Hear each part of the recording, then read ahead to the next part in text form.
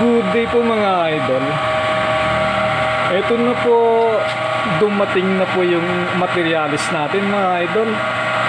Stainless steel na 11 inches ang outside. Kailangan makakuha tayo dyan ng 11 inches diameter outside. Pagkatapos ang kapal niya na ay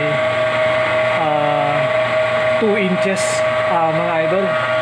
Grabe, kailangan makuha ko kasi yung gitna, kaya pinagtsatsagaan kong butasan para makuha ko yung gitna, dahil sayang yung gitna, magagamit natin yun pagdating ng araw. Kaya yan na po yung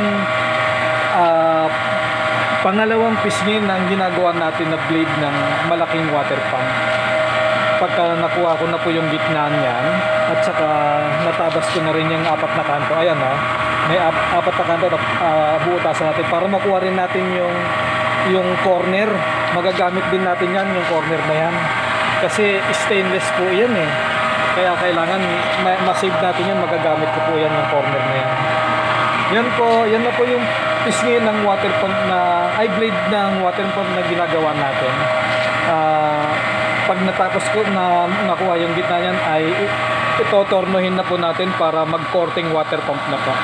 Water pump blade. Yun lang po. Salamat. Bye-bye.